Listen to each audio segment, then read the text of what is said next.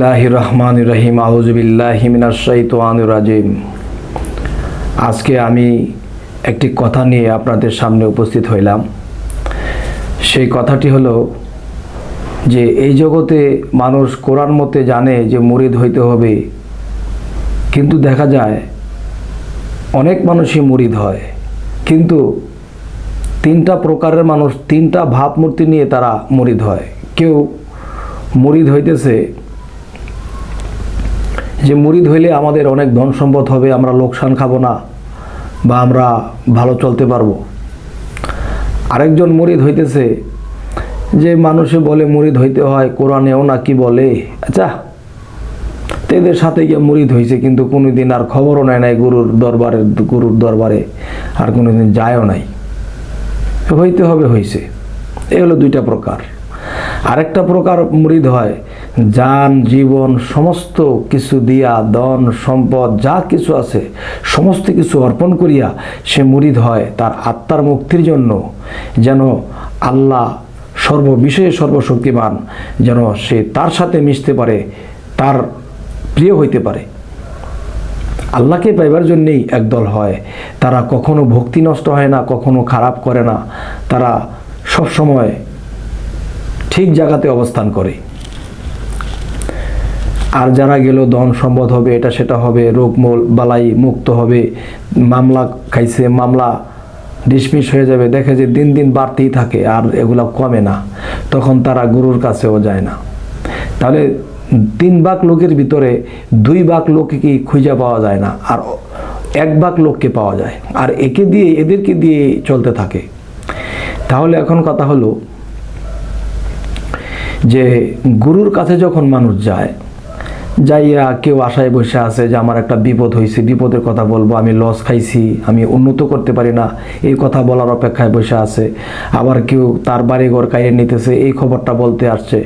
এবং কেউ বলতেছে আমার মায়ের অসুখ, বা আমার শরীর অসুস্থ, আমার শরীরটা যেন ভালো হয়ে যায়, বিভিন্ন কথা অজুহাত নিয়ে গুরুর সামনে আসে।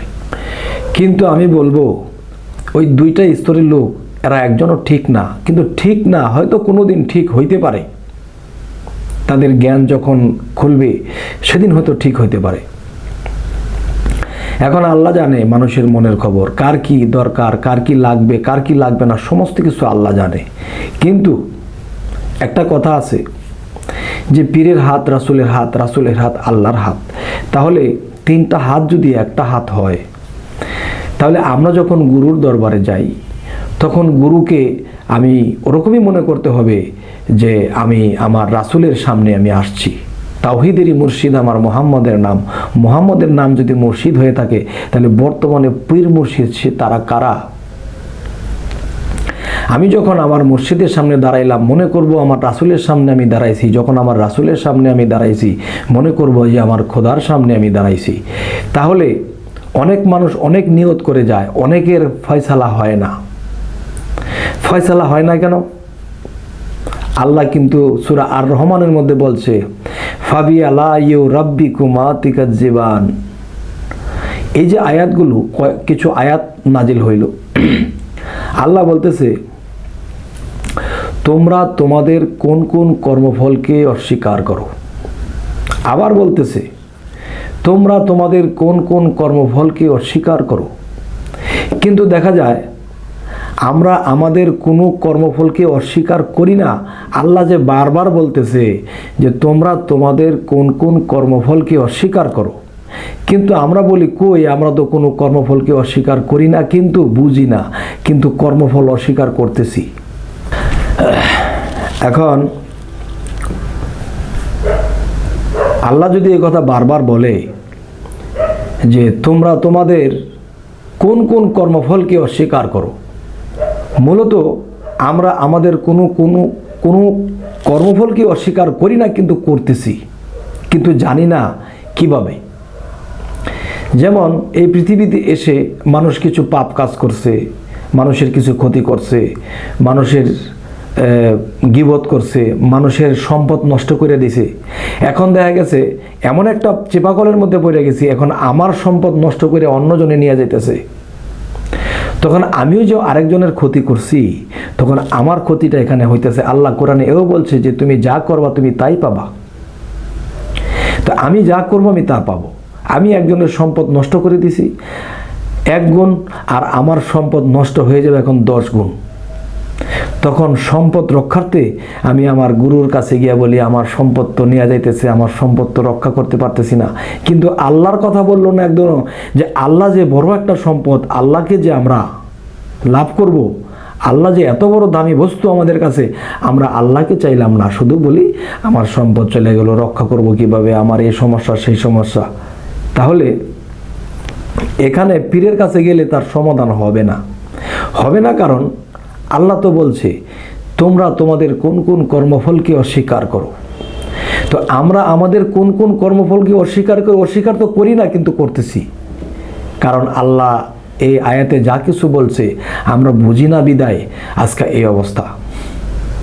একজন পীরের দরবারে গেছে, একজন লোক উপকৃত হয়েছে, পীর ভালো, পীর বড় কামেল। আরেকজন পীরের কাছে গেছে, সে গিয়া একটা উপকারের জন্য গেছে, উপকারটা হয় নাই। কারণ হবে না, সব উপকার হবে না। কারণ আল্লাহ তো কোরআনে বলছে যে আমি সবার সমাধান করি না, আবার করি। তাহলে যে আমার কাছে সমাধান প্রাপ্ত হয় আমি একচিলাই করি, আবার কিছু কিছু সমাধান আমি করি না। তাই আমি বলবো যারা এই পৃথিবীতে পীর মুর্শিদ ধরছেন, তারা একটা বড় বিপদ নিয়ে যাবেন, বড় একটা সমস্যার কথা বলতে পারেন, মনে আবেগে আছে বলতে পারেন, কিন্তু সব সমস্যায় যে সমাধান হবে এটা কিন্তু ঠিক না। কেননা ওই আয়াতটা মনে করতে হবে, তোমাদের কর্মফল কি তোমরা এড়াইতে পারবা? তোমরা কি অস্বীকার করতে পারো তোমাদের কর্মফল?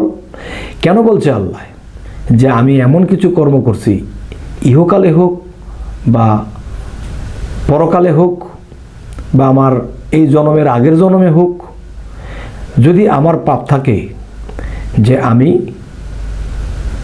ইহকালে হোক পরকালে হোক আমি যে কোনো দোষের কাজ করছি বা কারো ক্ষতি করছি, এই জন্য আজকে আমি ভোগান্তিতে পড়েছি। এখন সেই ভোগান্তির জন্য যখন একজন মুর্শিদের কাছে বলছি, তখন মুর্শিদের কাছে গেলে ওইটা সমাধান হইতেছে না। কারণ একটাই, যে আল্লাহ বলছে তোমাদের কোন কোন কর্মফলকে তোমরা অস্বীকার করো। তাহলে আজকে যে কথাগুলো বলা হলো, এই কথাগুলোর মূল উদ্দেশ্য হইল কোরআন অনুসারে আমাদের বায়াত হইতে হবে, মুর্শিদ ধরতে হবে। আমরা মুর্শিদকে যখন মুর্শিদের দরবারে যখন গেলাম, মুর্শিদের কাছে যখন গেলাম, তখন আমরা কি করতে হবে, যে তাকে রাসূলের সম্মান দিতে হবে, যে রাসূলের মধ্যেই আল্লাহ বিরাজমান। তখন রাসূলকে মনে করে যখন আমরা সম্মান দেব, তো সেই সম্মান রাসূল পাবে, এবং রাসূল যখন সেই সম্মান পাবে তখন আল্লাহও সেই সম্মান পাবে। তাই বলি আমরা দুনিয়ার সমস্যার সমাধানের জন্য যেতে পারি, কিন্তু সব সমস্যার সমাধান হবে না, আল্লাহর তরফ থেকেই হবে না। এখন পীরে যদি বারবার চেষ্টা করে, এটা বোকামি। যেটা হবার হয়ে যাবে, আর যেটা না হবার সেটা হবে না। তো এই কথাগুলো কারো ভালো লাগতে পারে, কারো খারাপ লাগতে পারে। ভালো লাগলেও জানাবেন, খারাপ লাগলেও জানাবেন। আজ আমি এই কথাগুলো বলেই রাখছি। আল্লাহ হাফেজ।